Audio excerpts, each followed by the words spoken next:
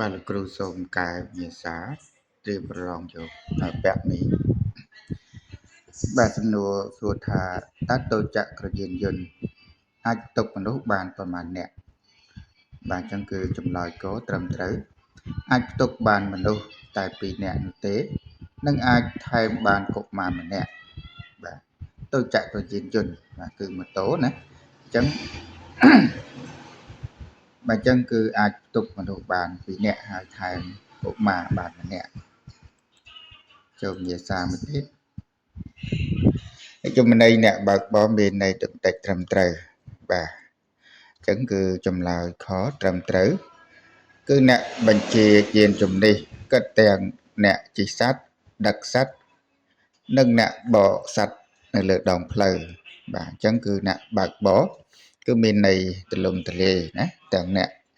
ដឹកសត្វជិះសត្វអ្នកបញ្ជាយានយន្តអីហ្នឹងសិតតែជាអ្នកបើកបរបាទ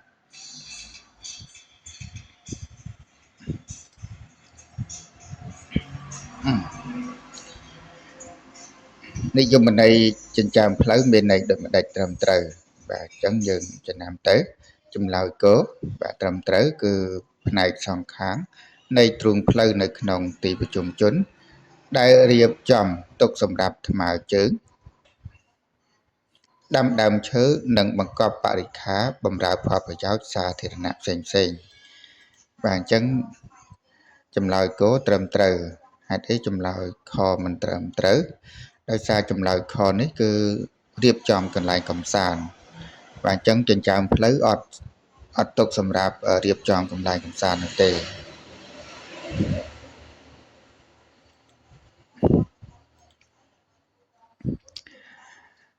តើបានបើកបរជាតិសម្រាប់បើកយានយន្តនៅក្នុងព្រះរាជាណាចក្រកម្ពុជាមានប្រមាណប្រភេទ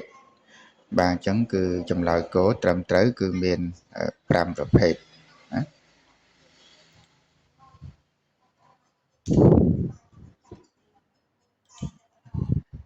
តើអ្នកបើកបរអាចឈប់ឬចតយានជំនិះជាពីជួរទន្ទឹមគ្នាបានដែរឬទេបាទអញ្ចឹងគឺចម្លើយខមិនអាចឈប់ឬចតបាននោះទេបាទតើអ្នកបើកបរយានយន្តអាចប្រើភ្លើងហ្វានៅពេលណាបាទអញ្ចឹងគឺចម្លើយត្រឹមត្រូវគឺខ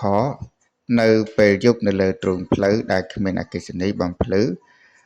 ឬក៏សំចេងដោយប្រើឆ្លាស់គ្នាជាមួយនឹងភ្លើងហ្វាកូត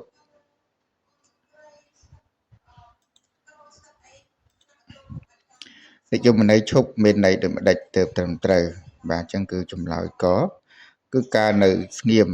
យានជំនិះលើផ្លូវរយៈពេលខ្លីដែលអ្នកបើកបរស្ថិតនៅជាប់នឹងចង្កូតឬក៏ក្បែរយានជំនិះខ្លួនដើម្បីឲ្យអ្នកដំណើរឬក៏យានជំនិះដទៃទៀតឆ្លងកាត់ឬដើម្បីអែបដាក់ទំនិញបាទអ្នកដំណើរចុះអញ្ចឹងទៅបាទអញ្ចឹងគឺនិយមន័យឈប់មានន័យថាយើងឈប់មួយផ្លេតយើងនៅនឹងចប់ដៃចង្កូតណាចតមានន័យដូចម្ដេចបាទចតមានន័យថាយើងទុករយៈពេលយូរហើយយើងអាចដើរចេញពីរថយន្តបានបាទ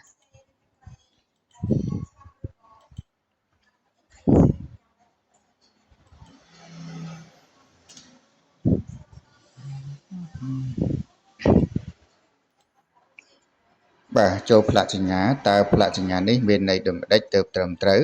អញ្ចឹងគឺត្រឹមត្រូវចម្លើយកគំនុះសញ្ញាតូលលឿងពណ៌សតាមបណ្ដោយគែមចិញ្ចើមផ្លូវសម្រាប់ហាមចតណាបាទលឿងហើយមានសទៅទៀតបាទតាមបណ្ដោយគែមផ្លូវណាអញ្ចឹងឃើញទៅគឺហាមចតផ្លាកសញ្ញានេះមានន័យដូចម្ដេចទើបត្រឹមត្រូវអញ្ចឹងគោប្រយ័ត្នខាងមុខមានផ្លូវធ្វើចរាចរណ៍ជាពីរទិសណាអញ្ចឹងហេតុអីបានគេឲ្យប្រយ័ត្នដោយសារតែយើងធ្វើចរាចរណ៍តាមផ្លូវទៅស្រាប់តែមានបាទគេដាក់សញ្ញានឹងមកមានទៅមានមកបាទអញ្ចឹងគេឲ្យយើងប្រុងប្រយ័ត្នបើកអែបគៀនទៅខាងស្ដាំកាលណាយើងអត់ប្រយ័ត្នយើងបើកចូលកន្លងគេអាចមានគ្រោះថ្នាក់ផ្សេង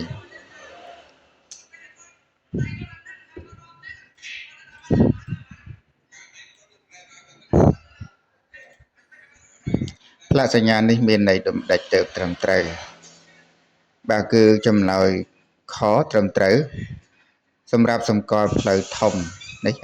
រូបធំហើយមានផ្លូវតូចឆ្លងកាត់បើយើងមើលផ្លាកសញ្ញាមើលកណ្ដាលមានធំទេធំបាទអញ្ចឹងឆ្លងកាត់នេះគឺតូចឃើញ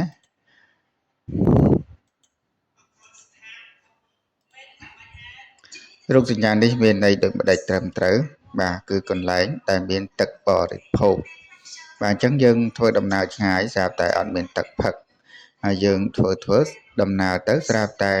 ឃើញរូបសញ្ញាហ្នឹងមកអញ្ចឹងគឺកន្លែងហ្នឹងមានទឹកបរិភោគហើយយើងអាចចូលទៅញ៉ាំទឹកអីបានអញ្ចឹងណាបាទរូបសញ្ញានេះមានន័យដូចម្ដេចទៅត្រឹមត្រូវ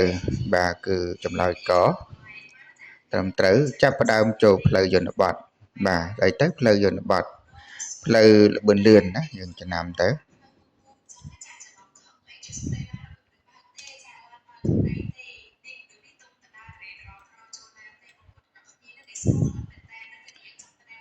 បាទចម្លើយបាទរូបនេះមានន័យដូចម្ដេចត្រឹមត្រូវណាចឹងគឺចម្លើយកអនុញ្ញាតឲ្យជិះទៅចក្រយានយន្តបាទជិះទៅតាមគ្នាណាឃើញមកគោបាទអញ្ចឹងអនុញ្ញាតឲ្យ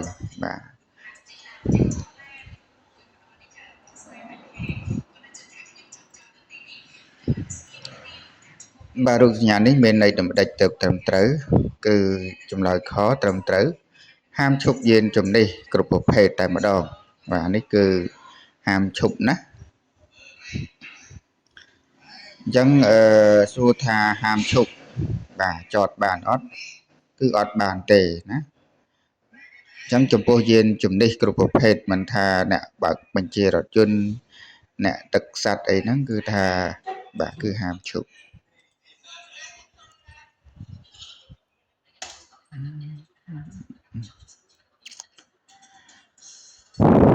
បាទយើងចូលកូនឡានសិទ្ធិអត្ថភាពបាទរបៀបមើលទីមួយយើងមើលកូនឡានយើងមានប្រមាណបាទមាន1 2 3ឃើញមានពណ៌ក្រហម2ខៀវ1ណាហើយមានសញ្ញាលឿងអញ្ចឹងអត់សំខាន់ទេពណ៌អីហ្នឹងបាទពណ៌ឡានអត់សំខាន់ហើយយើងមើលទៅលើសញ្ញាព្រួយបាទស្ដាំស្ដៃមានសិទ្ធិអត្ថភាពបាទយើងមើលចុងព្រួញលេខ1មកត្រង់ហើយមកលើឃើញទៅសញ្ញាព្រួញបាទទៅលេខ2បត់នេះចុះលេខ3យើងមើលលេខ3ទៅត្រង់បាទអញ្ចឹងត្រង់ឆ្លាស់អត់មានឧបសគ្គអញ្ចឹងលេខ3អាចទៅបានបាទលេខ3ហើយបានលេខ2លេខ2ហើយបានលេខ1ទៅតាមក្រោយ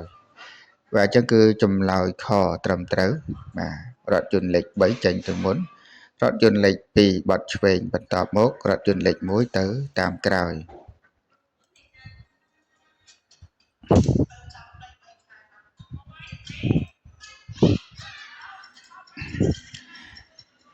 បាទអញ្ចឹងរបៀបមើលកូនឡានសិទ្ធិអត្ថភាពបាទទី1យើងត្រូវមើលកូនឡានយើងមានម៉ានមាន3បាទមាន4ណាគឺមានលេខ1លេខ2លេខ3និងលេខ4បន្ទាប់ពីមើលកូនឡានហើយយើងមើលផ្លាកសញ្ញាមានប្រមាណមាន4ដែរគឺមានបាទលឿង2ក្រហម2ក្រហមផ្លូវបាត់ចិត្តបាទអត់បានទៅទេហើយលឿងផ្ដល់សិទ្ធិអត្ថភាពបាទអញ្ចឹងរថយន្តដែលមានសិទ្ធិទៅមុនគឺមាន2មានលេខ1និងលេខ3អញ្ចឹងសួរថាលេខ1លេខ3មួយណាទៅមុនយើងមើលចុងព្រួយលេខ1មកឃើញបត់បាទទៅលេខ3អត់បានទៅទេណាអញ្ចឹងមើលលេខ3ម្ដងលេខ3បត់ទៅត្រង់អត់មានឧបសគ្គអញ្ចឹងលេខ3បានទៅមុនតបមកលេខ1បាទហើយនៅសល់2រថយន្តទៀតគឺកូនឡានលេខ2និងលេខ4បាទលេខ4ទៅត្រង់លេខ2បត់អញ្ចឹងទៅត្រង់មានសិទ្ធិទៅមុនគឺលេខ4ហើយបន្តមកលេខ2ទៅតាមក្រោយអញ្ចឹងចម្លើយខត្រឹមត្រូវគឺលេខ3ចេញទៅមុនតបមកលេខ1បត់ឆ្វេងបន្តរួចមកលេខ4និងលេខ2ទៅតាមក្រោយ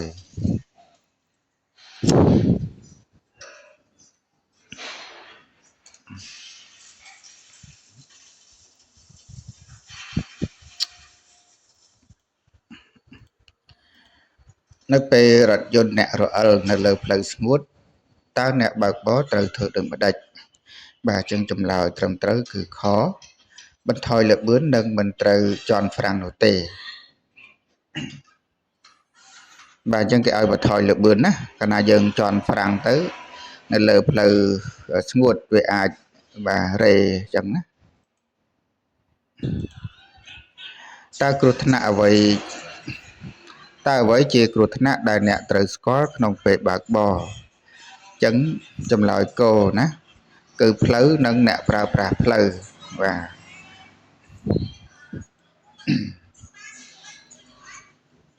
មូលហេតុអ្វីខ្លះដែលធ្វើឲ្យរថយន្តរបស់យើងរអិលរេអញ្ចឹងគឺចម្លើយខត្រឹមត្រូវជន់ហ្វ្រាំងខ្លាំងកាច់ចង្កូតខ្លាំងបង្កើនល្បឿនខ្លាំងនិងបើកបរលឿនពេកបាទសិតតែធ្វើឲ្យរថយន្តយើងរអិលរេ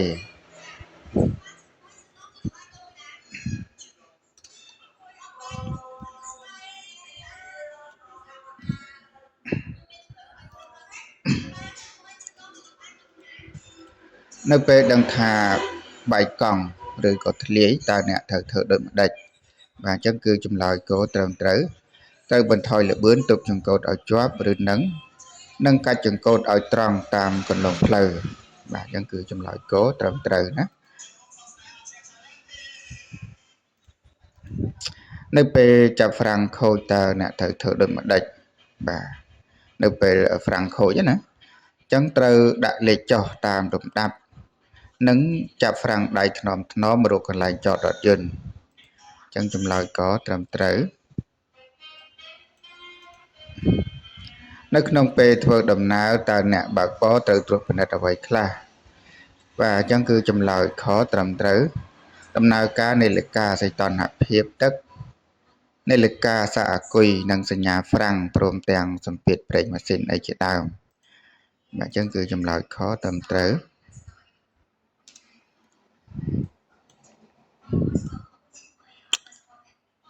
តើអ្នកត្រួតពិនិត្យអ្វីនៅត្រង់ចំណុចសម្បកកៅស៊ូកង់បាទអញ្ចឹងគឺចម្លើយកត្រឹមត្រូវ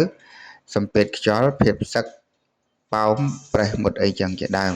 ណាអញ្ចឹងគឺចម្លើយកតើអ្នកត្រួតពិនិត្យអ្វីនៅត្រង់ចំណុចចង្កូតបាទអញ្ចឹងគឺកត្រឹមត្រូវណាភាពរឹងមាំនិងមិនត្រូវឲ្យមានភាពតឹងនៅពេលកាច់ចង្កូតតើអ្នកត្រួតពិនិត្យអ្វីនៅកម្រិតប្រេងហ្វ្រាំង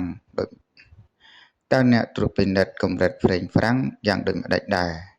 អញ្ចឹងគឺចម្លើយខត្រឹមត្រូវកម្រិតប្រេងហ្វ្រាំងត្រូវស្ថិតនៅត្រង់ចន្លោះគំនូអតិបរមានិងអបបរមាបាទអញ្ចឹងគឺវានៅកណ្ដាលតើអ្នកត្រួតពិនិត្យអ្វីនៅត្រង់ចំណុចធុងទឹកបាទអញ្ចឹងគឺចម្លើយគោកម្រិតទឹកក្នុងធុងបាទក្នុងបាទកម្រិតទឹកក្នុងធុងហ្នឹងមានអត់អញ្ចឹងណាយើងបើកស្រាប់តែអត់មានទឹកក្នុងធុងវាក្តៅម៉ាស៊ីនបាទសូមបញ្ចប់នៅការកែវិញ្ញាសា